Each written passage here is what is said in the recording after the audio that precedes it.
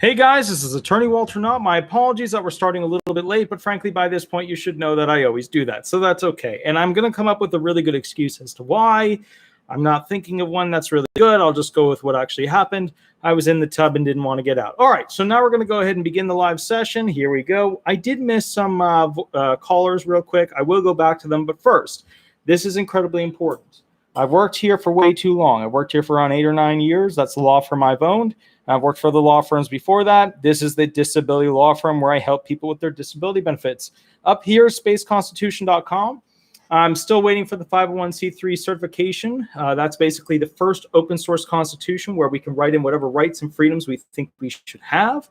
As a result of that, basically that is going to be groundbreaking because it is going to allow people to innovate essentially future laws. And I can see all the lights in my glasses here, but just kind of ignore this, where we can innovate all the future laws for space stations, current countries, and future space colonies. So disability law firm, and then right over here, future open source constitution platform for people to talk about what laws they want to be basic and fundamental to the human effort. Okay, freedom of speech, stuff like that.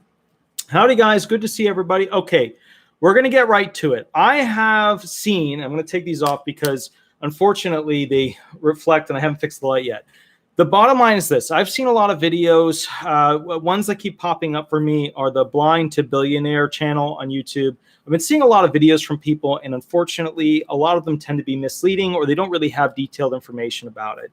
And so one of the things that I'm going to be doing is I will be going forward and making some videos, not a lot, but I will be going forward and making some videos about the fourth stimulus check because once again, just like the whole $200 increase where I told everybody that was not going to happen, I explained in detail why it wasn't going to happen, and then people copied my videos. I just want you to understand the bottom line here.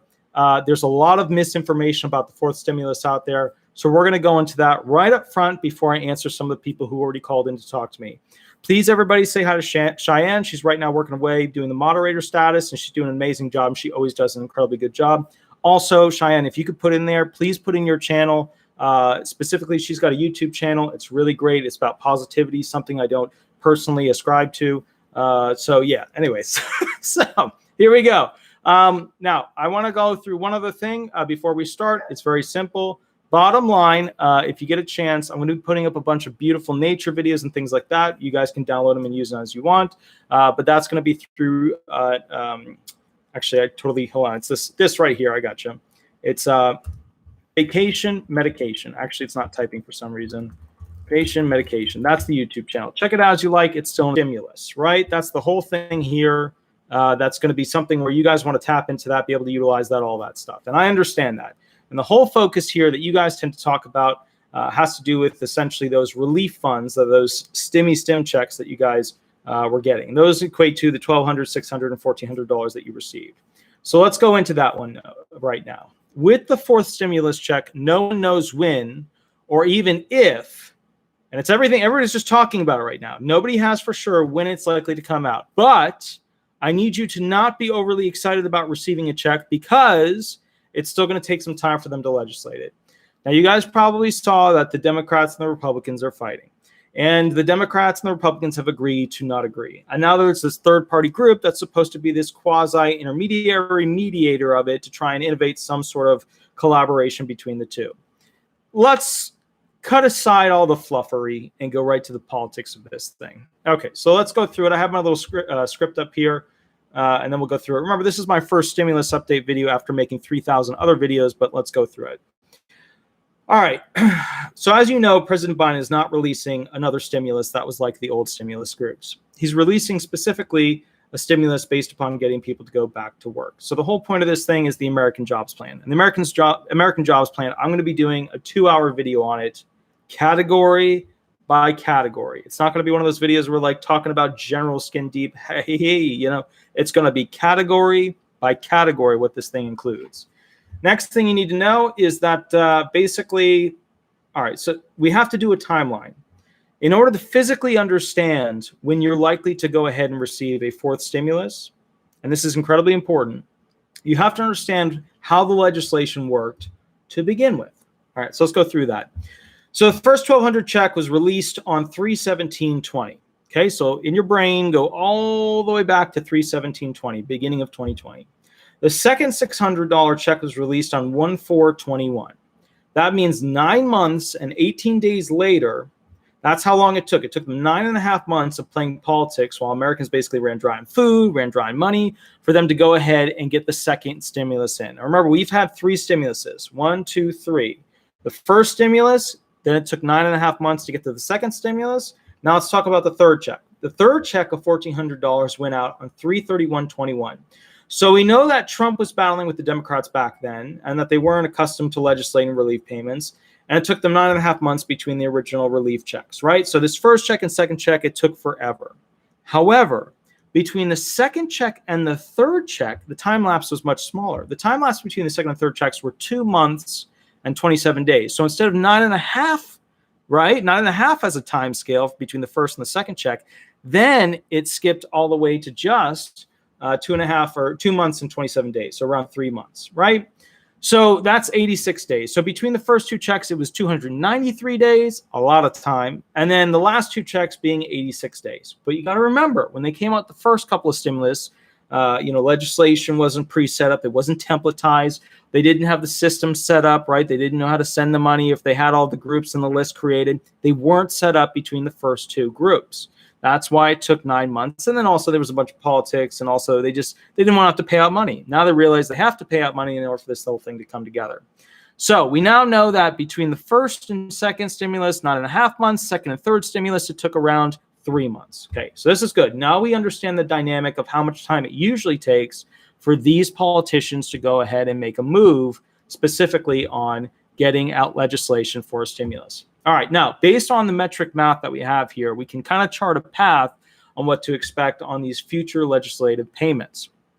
Now, we know this. Commissioner Saul from the Social Security Administration held off on paying out the third stimulus that we have so far, because he said he didn't have the lists, and he said, hey, we had an issue technologically, and he said, hey, the IRS had to pay us to be able to do this.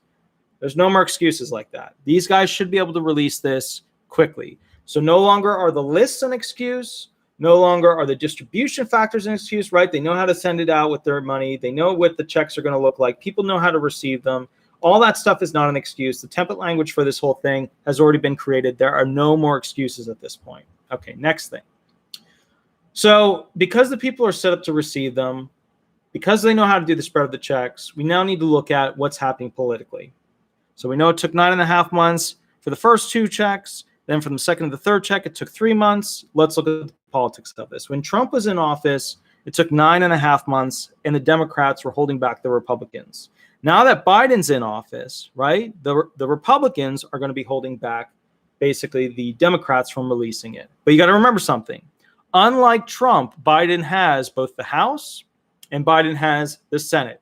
So because he has all the functions, the 3 things needed to vote something through, he can basically push this thing through.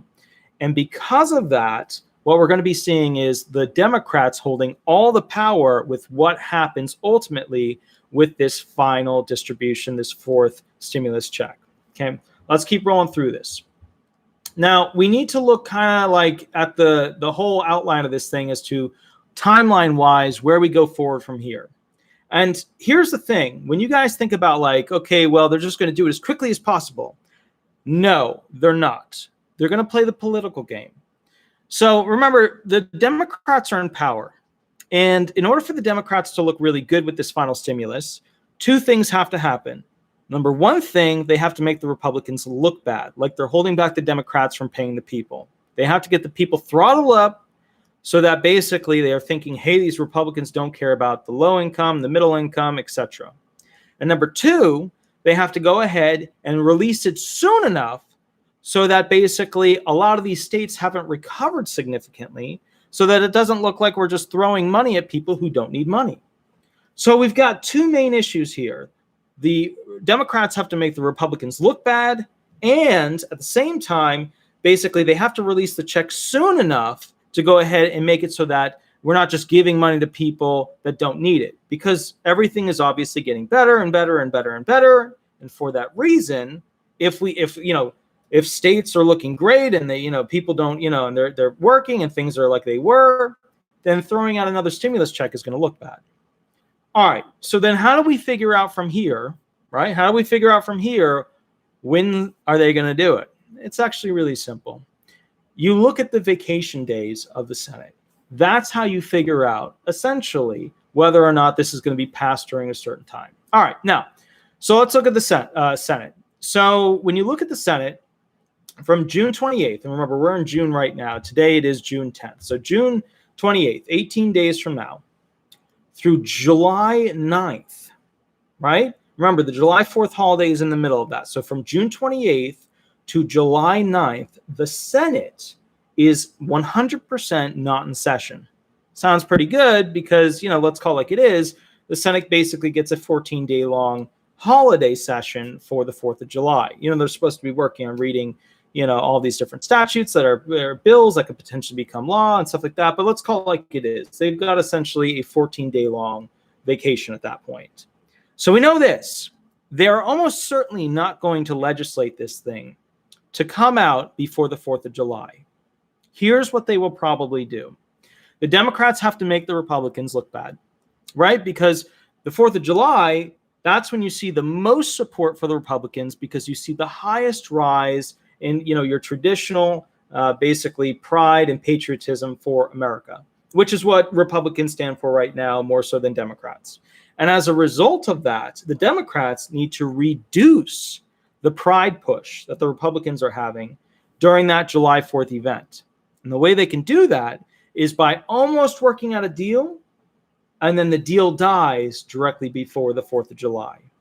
That will decrease the ultimate pride push of the Republicans.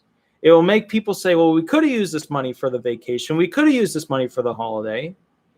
And it will make people sour during that very pride-filled, patriot-filled July 4th holiday. So what happens then? After that, we have to look to when they come back. They come back basically July 9th. Now, July 9th is, 5 days after July 4th.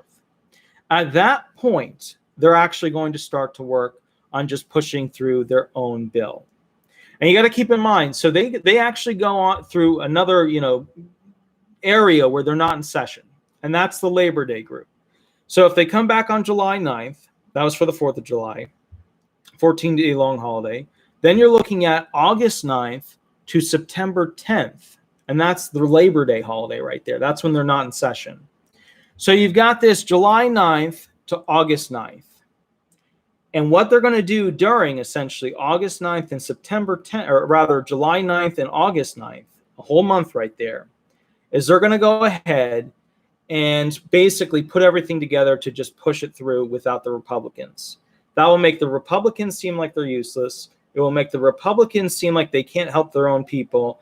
And basically after they've, made the Republicans look bad before the July 4th event, it transitions into post-July 4th. Then the Democrats come out, push it through themselves, and make it look good themselves. Then at that point, they've made themselves look really good. They've also released it before all the states have recovered. So essentially, they've distributed funds. People needed the funds. People wanted the funds, and they got the funds. So my belief is very strong that the Democratic Party will pull through and push through the fourth stimulus around basically July 15th. That's when I think they'll actually do it. I think they're going to go ahead and push it through that. That's what politically makes sense. That's what makes sense with making the Republicans look bad. The people will still need it, etc. Now, there's something else you have to consider here, and this is incredibly important. This is incredibly, incredibly important, okay?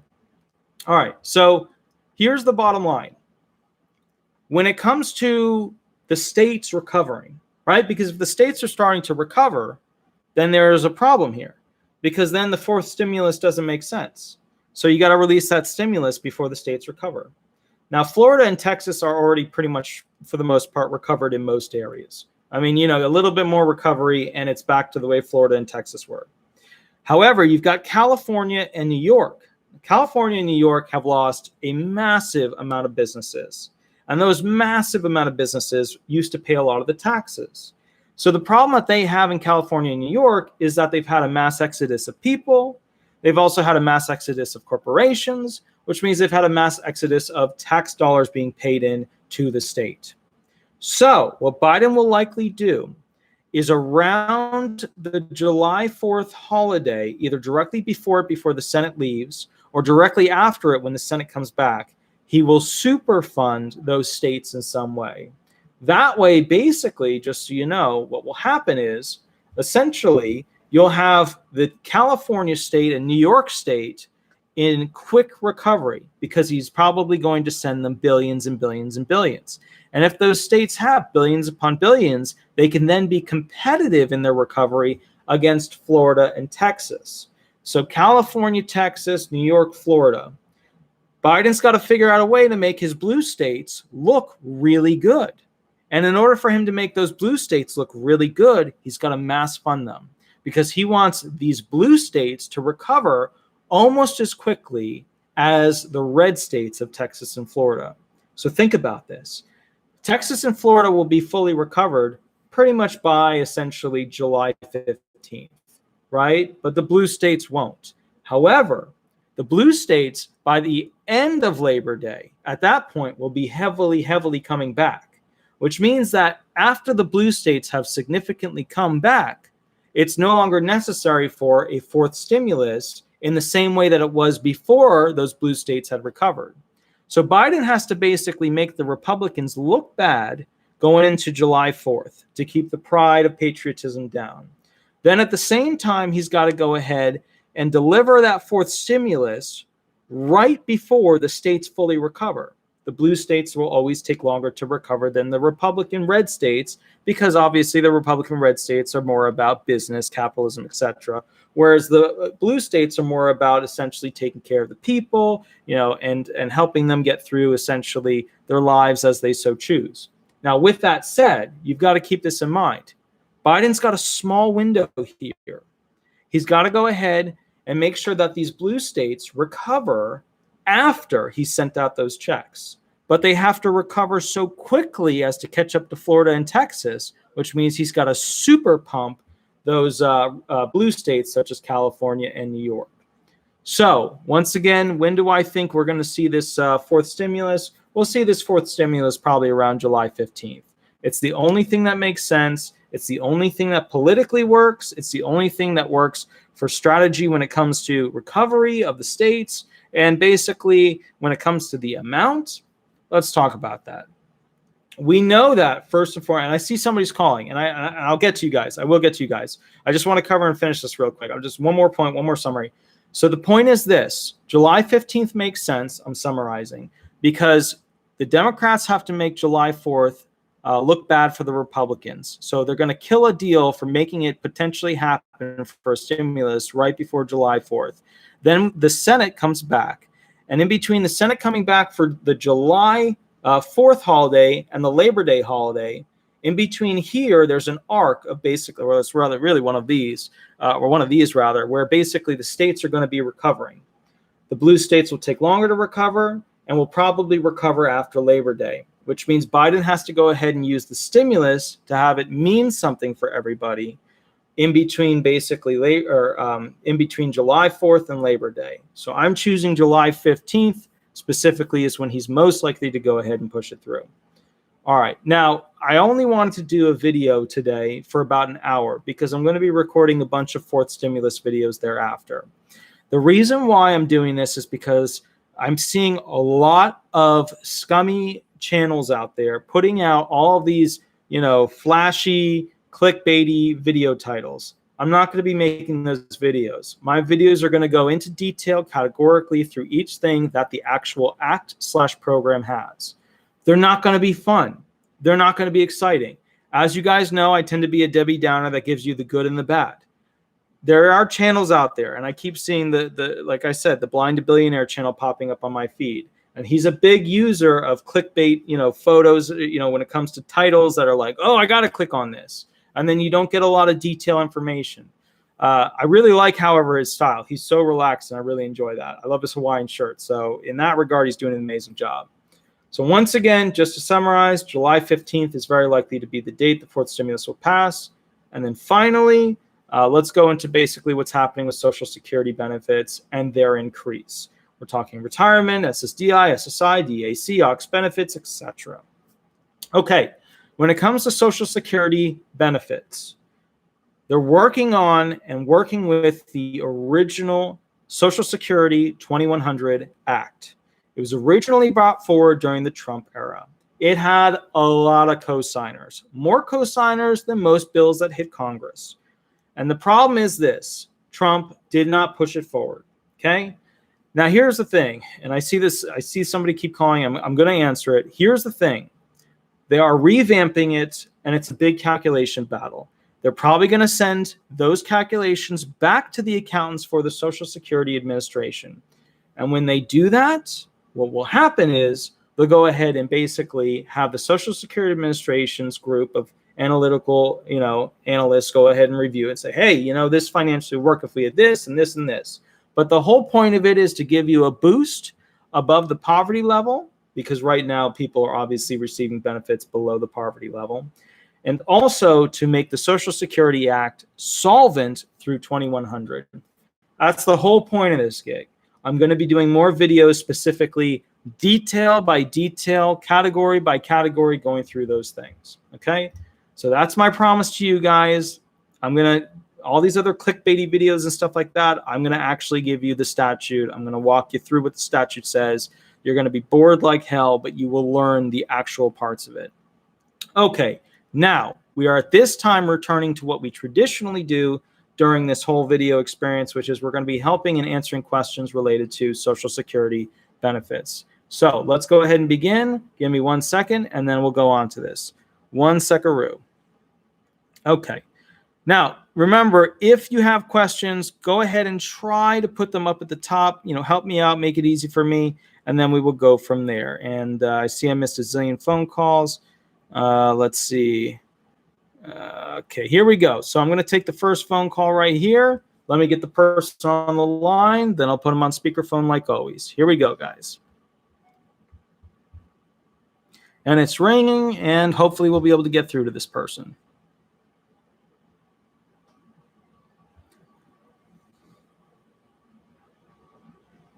Hi, this is Attorney Walter Knott. We are live on YouTube, where I normally answer questions related to disability benefits Thursday night every 8 to 10. Did you want to go and be part of the live, the live session on YouTube, or are you calling me for something else related outside of the live?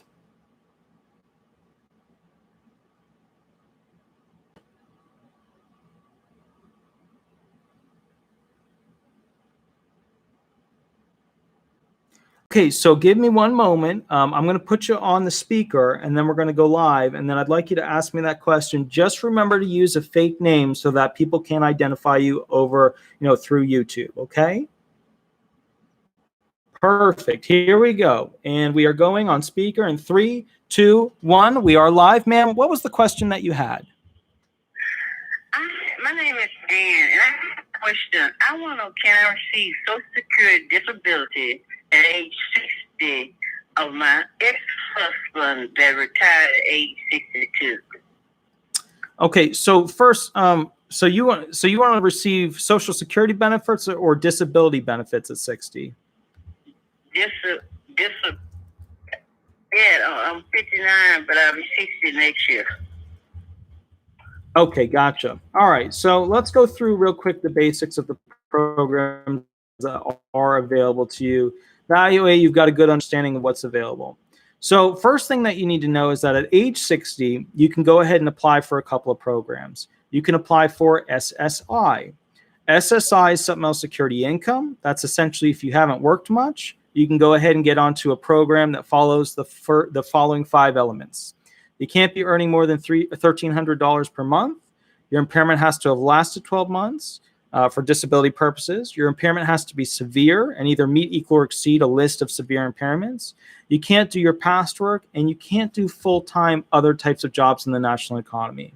That's SSI. That is the poverty-based disability program, which you can attempt to go on to so long as you don't have too much in assets and your husband doesn't have too much of assets, okay?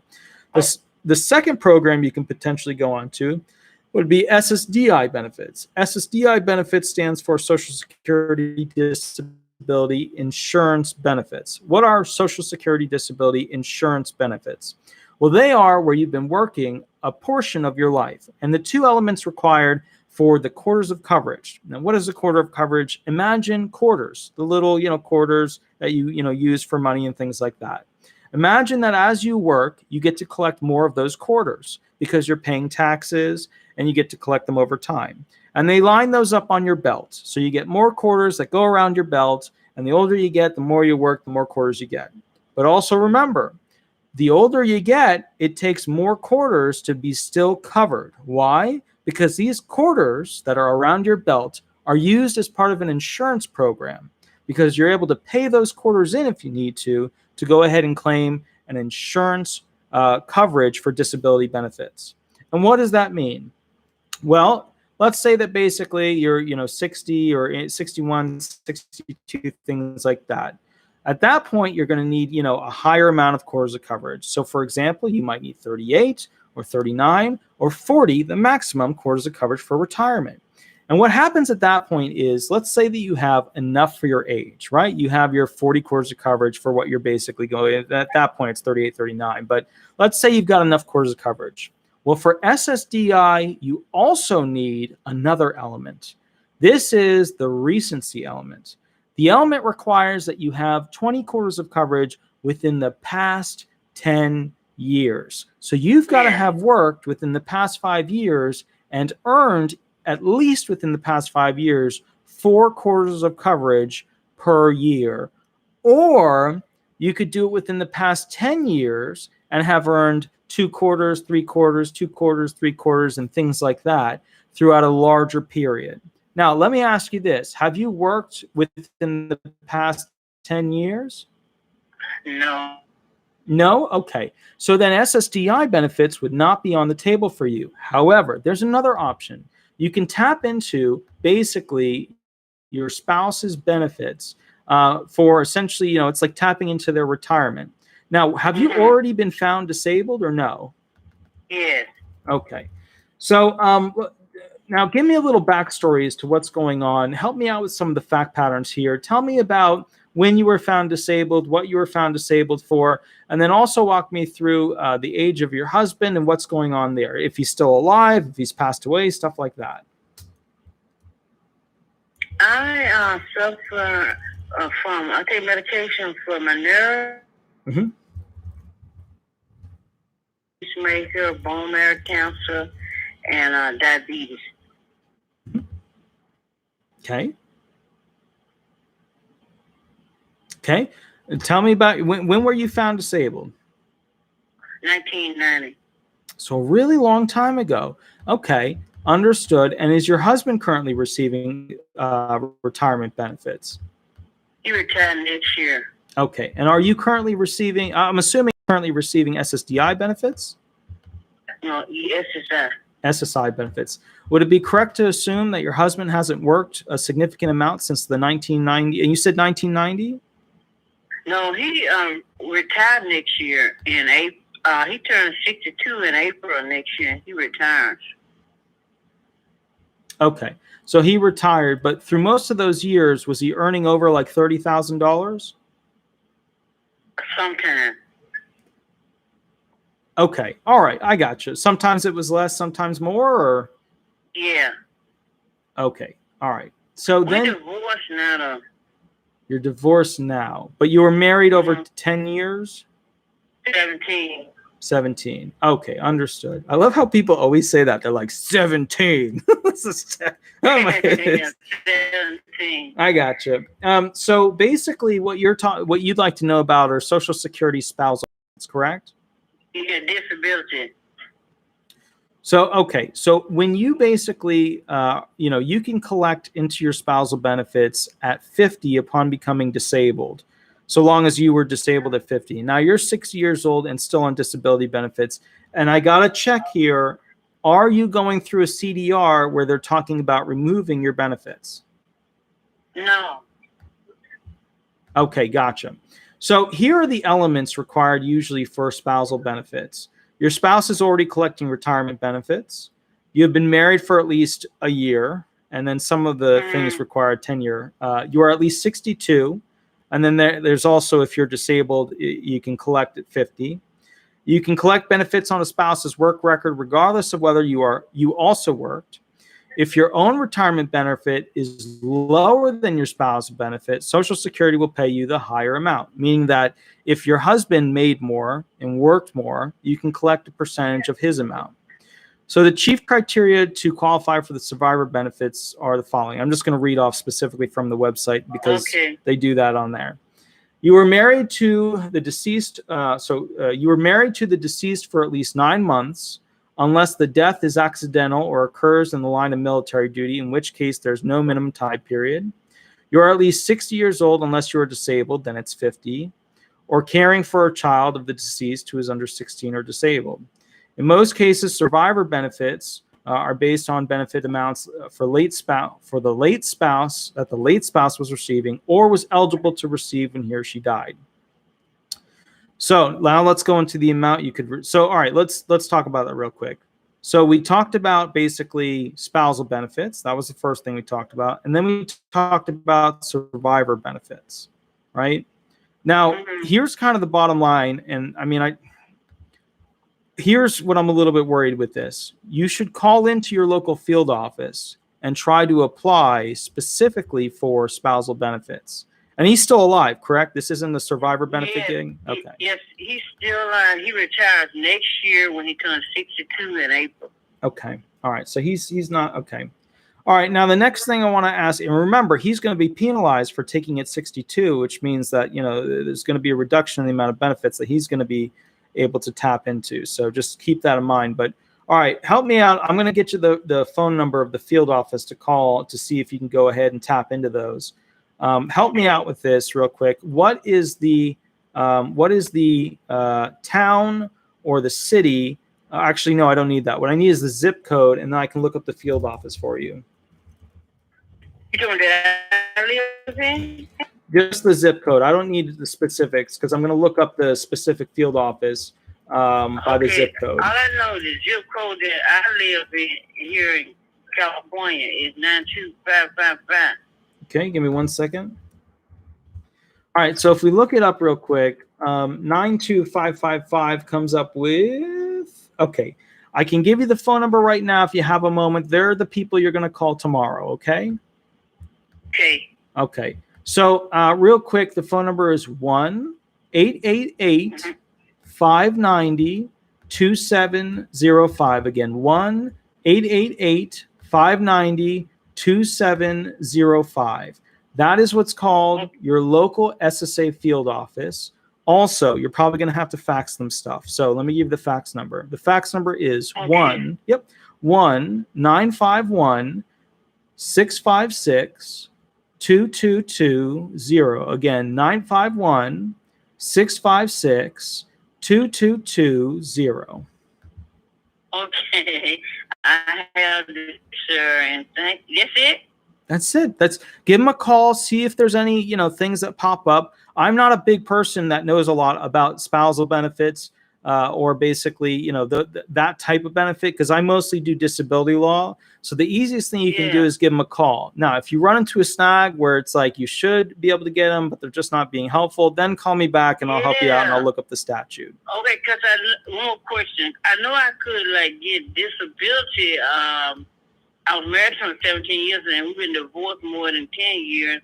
And he retired next year and I turned 60 and he turned 62. I should be able to get some kind of disability until I turned 62 to get his retirement and get disability at age 60 or something. Well, you've got a tricky thing too because you're currently receiving SSI. Are you receiving $794 per month, or did they do the in-kind support maintenance thing and give you a 1/3 reduction rule? I only get like 900 and something. So you're getting a hybrid allowance of something because you're not just getting essentially SSI. Because you might. You're in California, right? Mm-hmm. California has a supplemental, a state supplemental, so that could be the deal in California, not in Florida. But okay, in that case, the bottom line is this: you have to see if his benefits are going to be higher than yours, and then take. You got to make that choice, and then remember, you have to see what medical insurance options you're going to be able to be availed to, because right now you've got Medi-Cal. You have to see if they're going to give you Medicare with your setup in California. Yes, sir. All That's right. it? That's it, madam. Okay, thank you so much for your time, and God bless. You as well. Have a wonderful and blessed night. Okay, bye-bye. Thank you. Bye-bye. Okay, guys. So yeah, and I don't deal with spousal benefits ever. I don't deal with a lot of Title II outside of my usual, because all I focus on that. That's all I do all day. I literally live in a bubble of Title II SSDI and Title 16 SSI, and then sometimes retirement stuff because they conflict. And then I do some LTD based stuff because those obviously come together at some junctions. All right, guys, let me take a look here real quick, and then I'll take the next caller and we'll keep rolling. Give me 1 second. Okie doke. And boop. I'm going to call this person. Same gig as. Oh, I got to answer it. Hi, this is Attorney Walter. Oh, I forgot to do the thingy. Hold on, guys. My apologies. It's like the first time. Hi, this is Attorney Walter Knott with Disability Resolution PA. We are live on YouTube. Would you like me to answer a specific question, or would you like me to run hearing questions with you?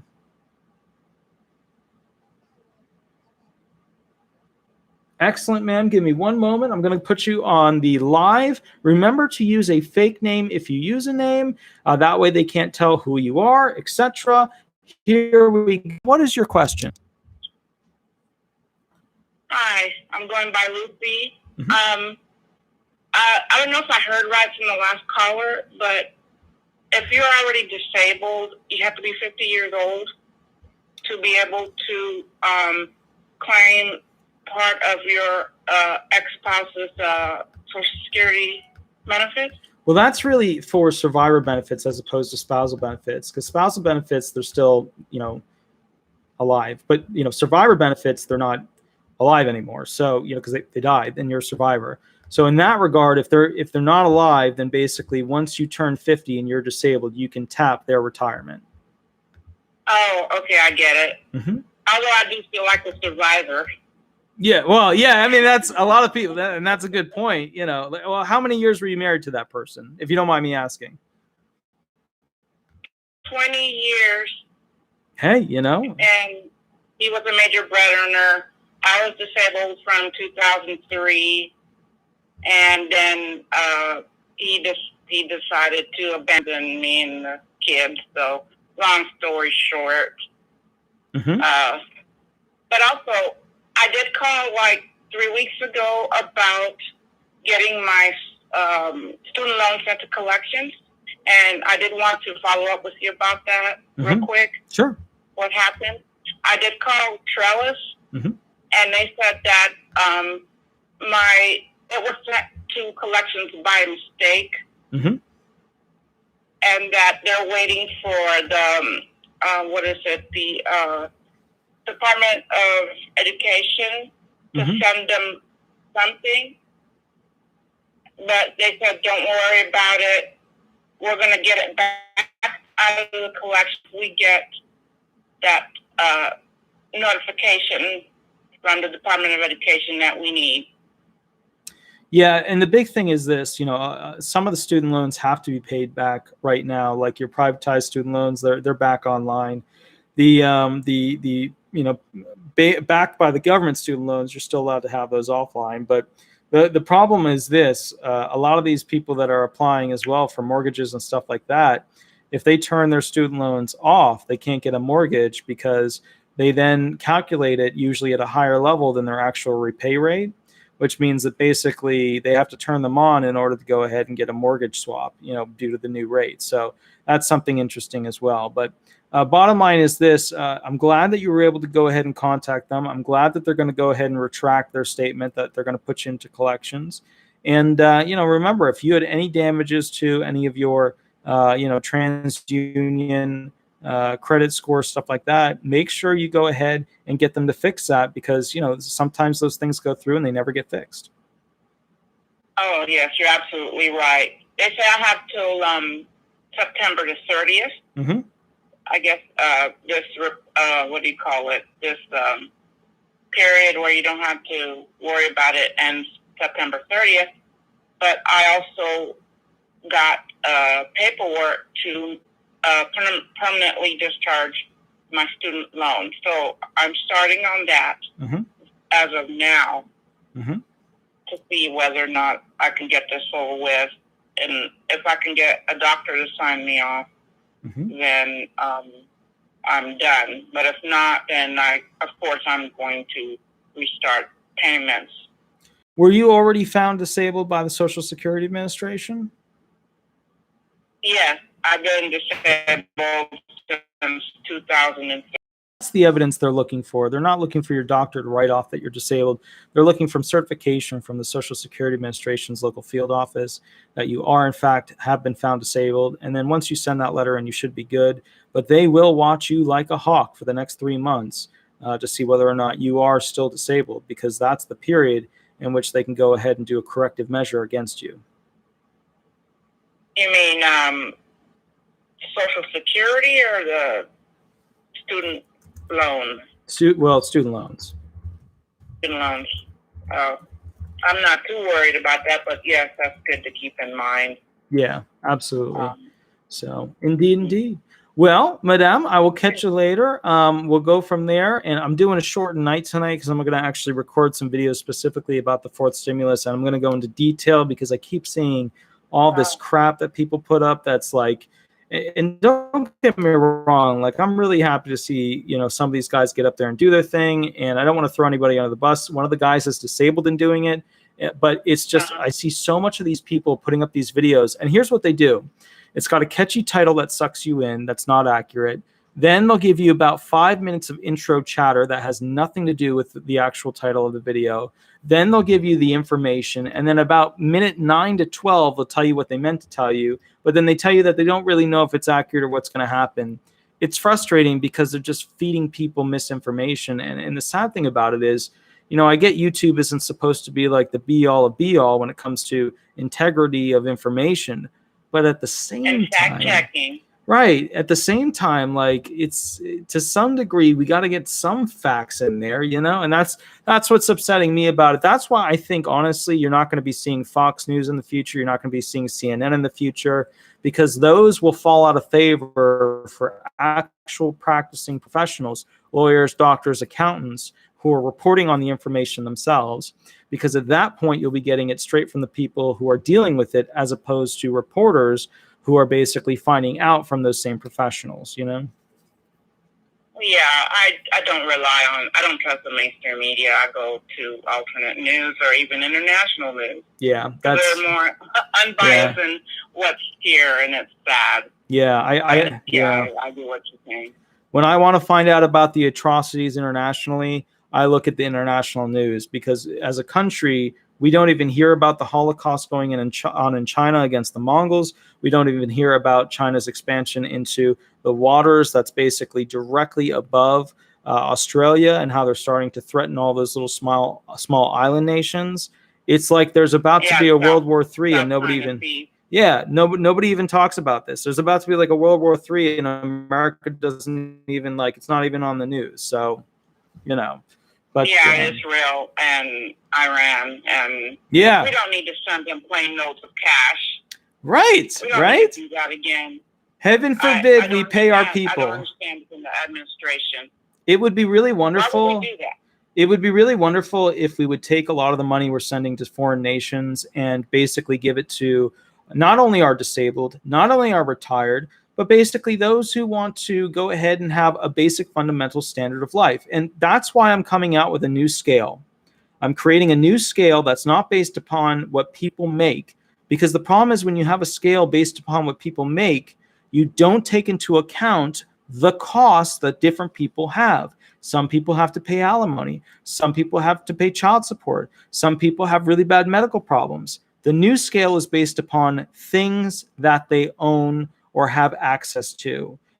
Things like housing, things like insurance, things like a reliable vehicle. It is not based upon how much they earn. It's based upon what they have and what they need. And that is the scale we should be using politically, because that gets people directly to what they need, as opposed to they have this much money, therefore they should be okay. I've got $335,000 worth of student loans. And that's something that obviously every month takes a lot of whatever I earn, But the bottom line is this. I think people really need to understand. We need a scale, not based on what people earn. We need a scale based upon what people need. And we need to stop hyperfunding the entire world and start hyperfunding the United States citizens, Yeah, I totally agree. And my other worry is about the open border situation. We have homeless families, homeless that we're going to have to house everybody else and provide medical and everything else. How are we going to pay for that? Well, you've got a big problem. Don't get me wrong. I'm an immigrant. I came here legally. Yeah. My parents worked for the government, or U.S. government civilians overseas, and I finally moved here. And I was a citizen from when I was 6 years old. But anyway, it's just too much. They need to do something about that, because we don't have an infinite amount of resources here. So I want to point out one thing. The sad thing about immigration, and the truth is we need lots of immigrants because our work product mathematics, our economy work product mathematics require a significant amount of more people in order to increase our GDP. So we got to bring in immigrants. We can't get away from that. We have to do that in order to continue to build our GDP. But the problem is when you have immigrants coming in illegally and you catch and release them, they're collected by every type of person, coyotes, molesters, all these types of horrible people. They're sent to work farms. They're made and put into sex slave trade businesses. And the sad thing is this poor immigration system is putting human lives, in very big danger. And it's basically funding new criminal activity, drug distribution. It's funding, child sales. It's funding all kinds of things. And the sad thing about it is that these are human beings. And when you think about it, not every immigrant that comes to America has an aunt, a rich aunt that's going to pay for them to live in their house. Not all of them have that. In fact, most do not have that. So think about it. If you come to this country, you don't have any access to the U.S. tender, U.S. dollars, right? And you come here and basically people can find you who brought you here, then they're going to put you into a situation where you work for hardly nothing. I mean, it's basically hardly anything. And many of those things might be illegal businesses because they know they've got you. It's an extreme version of a homeless person with an RV, and the HOA or the county code enforcement person keeps knocking on whatever door they park their RV behind. It's an extreme version of exactly that. Because in America, when you're an illegal person, whether you're an immigrant or a citizen, you are always at a heightened state of anxiety. You're always depressed about when you're going to have to change your life. And you're always criminally put into a situation where you can't get out of the system.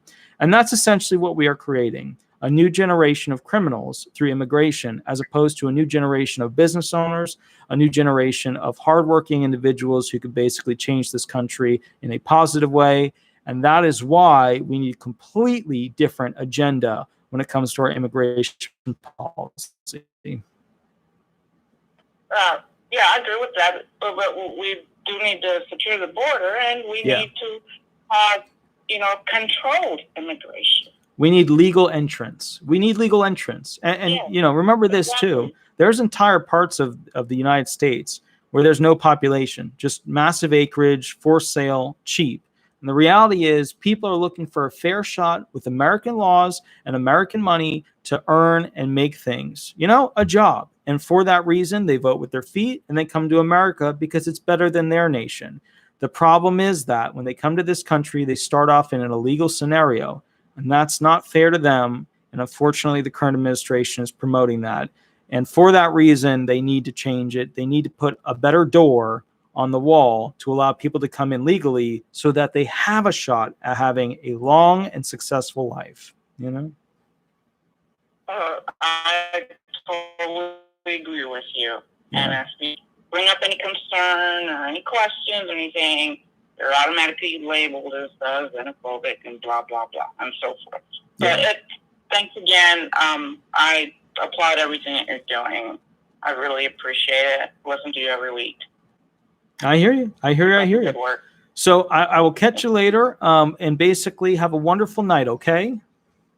You too. Thank you so much. Bye-bye. All righty. Bye. So basically, at this point, what we're going to be doing is going forward with a couple of few little details. All right, I'm going to be coming out with fourth stimulus updates. They're going to focus on the who, what, when, and wheres. When are you going to get it? How much is it going to be? What's included categorically in each one of these things? Now, remember, this fourth stimulus is not anything like the prior stimulus. This fourth stimulus is about kicking Americans in the butt to get them to go back to work. So it's not about supporting them while they're at home. It's about supporting them to leave their home to go back to work. So just keep that in mind. All right. Other than that, I want to check in with you guys. Do you have any questions for me that I can answer in the little chat session below before I pop off today? And also, please, guys, thanks Cheyenne as much as you can. Cheyenne, if you could put your channel in the little say something description area before that, would right below, that would be wonderful. Let's see if we have any questions here that I can specifically answer. I'm single, only live on a small amount. I've raised all my children. I would like to own a home. How can people on SSDI ever expect to own a home? Oh my goodness. Kim Kerner. I already have the script written too, and I feel terrible because I've literally written this. I wrote this a year ago. It's how to get a mortgage with SSI SSDI for low-income mortgage allowances, and to get basically variances to get a mortgage.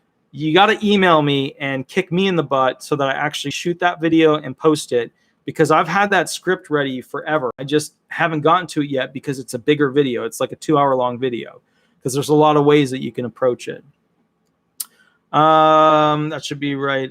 America's not as good as countries come to anymore. You're not welcome, blah, blah, blah. So I'm saying, okay, good. And that should be right in the Space Constitution, since it's not right here. But same equal rights to programs for student loans, help us other privilege. That should be a right in Space Constitution. Yeah, it should. It should. All right. So if you guys want, I'll call Cheyenne real quick, and I'll give you guys a chance to go ahead and catch up with her real quick. Hold on, let me find her on here. And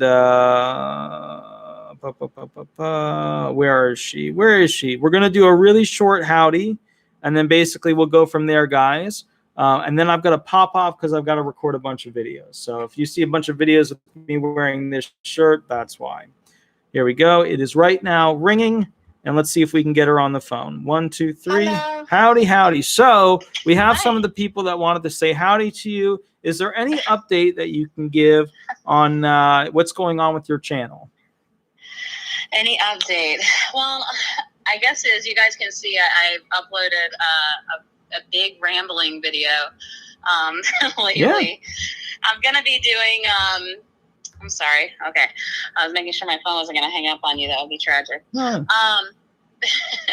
Although you might hope that happens, since I do. Only sometimes, because you just go into it, and then 30 minutes later you're like, and what do you think? And I'm like, I don't know. I don't know. He's like, I was asleep. Yeah, indeed. So tell us about your last video. What happened in it? My last video, it was a big step for me. So I usually am an open book about things that I've gone through, but it all depends, right? So being vulnerable is a big step for somebody, for most people, to tell their stories about bad times, because, we don't like reliving them. So my last video was about some personal experiences that I've gone through where I enabled negativity. I was in a physically abusive relationship, and I feel like, I was enabling that person and not doing the things that I should have to try to make things better. I set a negative precedence, because if you guys... I'm 37 now. This happened years ago, but things that I've learned now is, from a standpoint of setting negative precedences, if you guys continue to do the same things, you're going to get the same outcome, right? So it was a learning curve for me. And so with my channel, it's always about new perspective and trying to teach you guys things that I've learned, and how to obtain happiness, how to have a better mindset, and how to put yourself first, and make yourself, you know, a priority in your life that supersedes all other things. You know, obviously we're mothers, we're fathers, and things of that nature, and of course that comes first when you have children. But at the same time, you have to love yourself. There are always people looking at you, looking up to you, and you want to set the right example. So it was just a matter of kind of giving a perspective of things that I've gone through, so that people can kind of relate to that. I know that there's a lot of women, and I'm also going to talk about the men too. I'm not going to cast you guys out of it, but you know, a lot of women mostly, and men, go through, you know, physical relationships, go through bad relationships, go through bad friendships, or, you know, horrible instances where you have PTSD or things of that nature. You know, in this field of disability law, we see a lot of mental impairments. You know, it's I mean, I don't know if you agree, but sometimes it almost seems it's more mental than physical for a lot of people, or, you know, obviously it ends up being mental after, you know, you guys have gone through certain physical impairments and things of that nature. It turns into both, but we see a lot of mental impairments and things of that nature, and it's from things that you guys have gone through. So I just try to give you a new perspective on how to look at people differently, and how to put yourself first, and you know, believe in the good out there.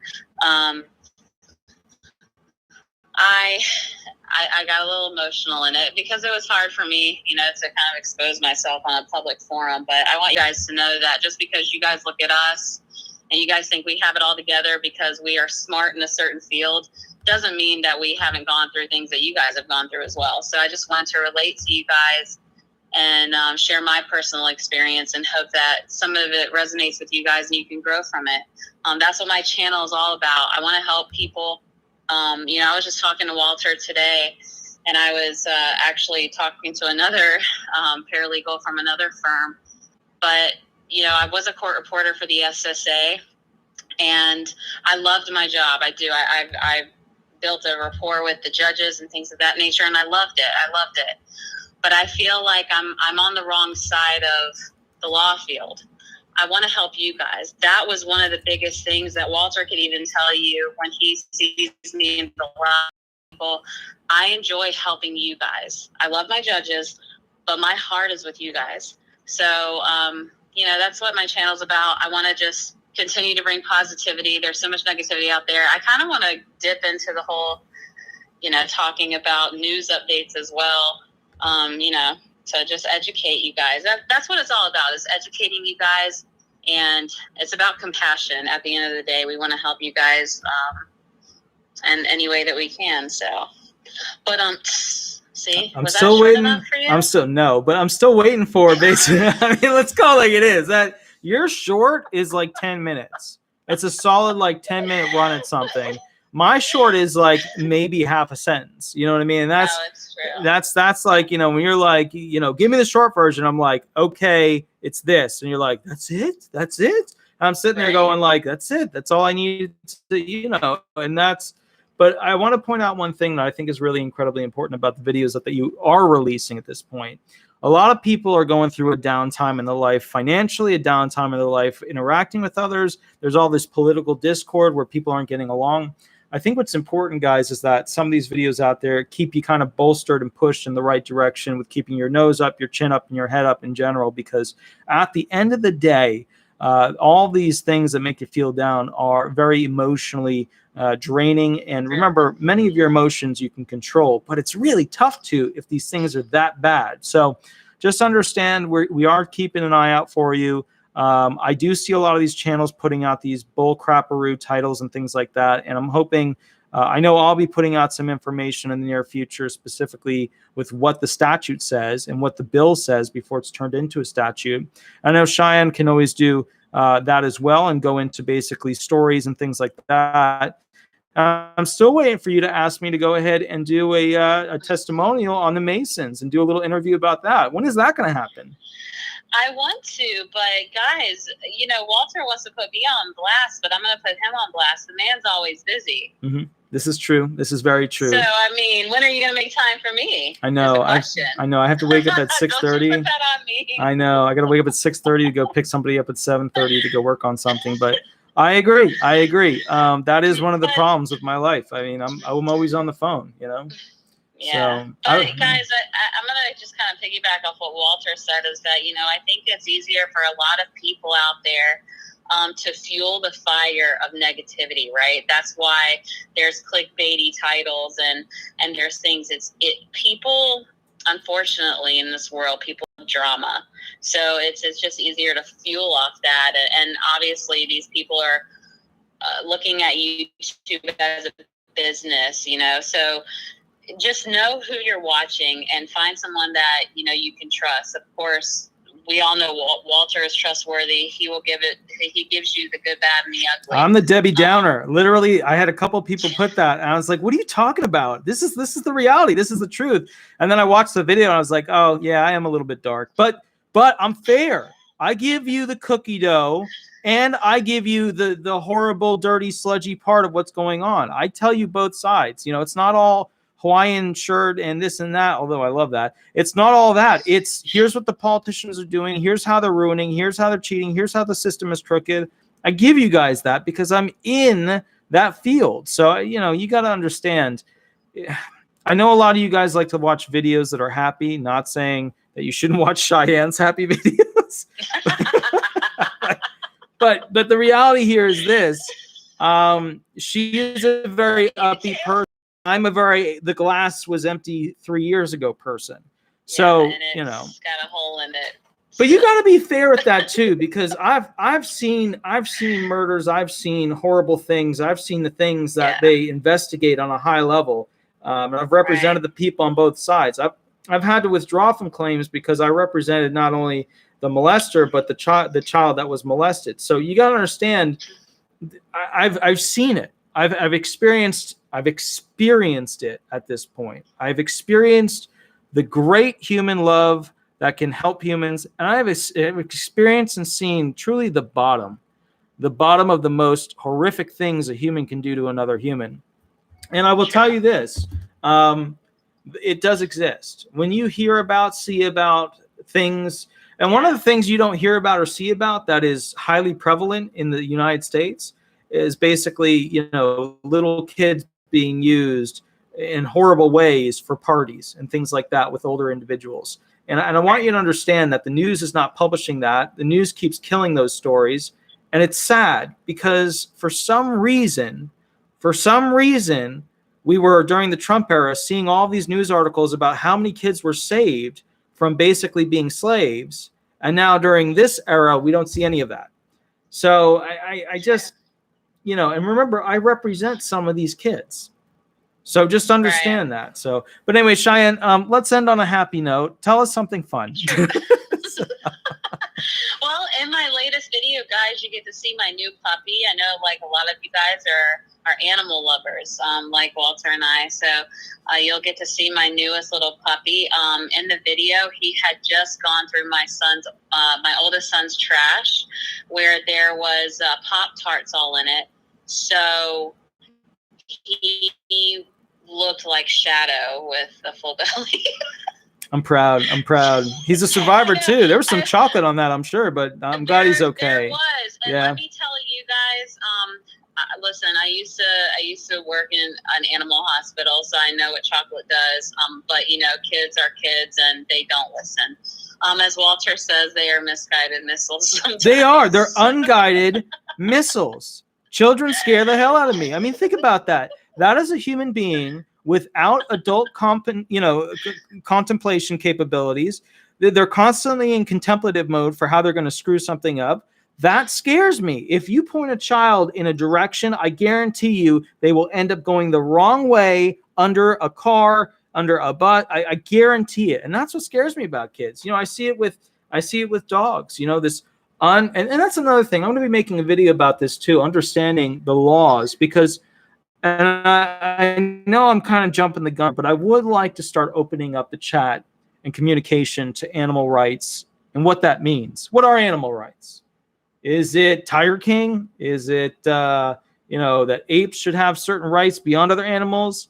And there was a scientist who recently said to me that you cannot teach an animal to consider and elaborate on tomorrow, meaning that time and space for animals is in the immediate. I don't think that's accurate. We know that dolphins, we know that giant squids, things like that, have high mental capacities, extremely high mental capacities. But after they've trained dogs to literally do basic fundamental speaking through these devices, we now know that they have the capacity to talk about right now. They have the capacity to talk about later that day. And they might in the future, if they had the same education as a child, have the capability to think into the future, do calculations, etc. And that's one of the big things that I think is interesting, is that we assume animals should, because they don't have the same contemplating capabilities. But the problem here is this: they are without high-level training. We see them, oh, this dog is trained. Well, look at what the police officer dogs can do. Look at what the military dogs can do. And my point to this is, at what point do we start to regulate law in preference towards these animals as living, thinking beings that are of high sentient capability?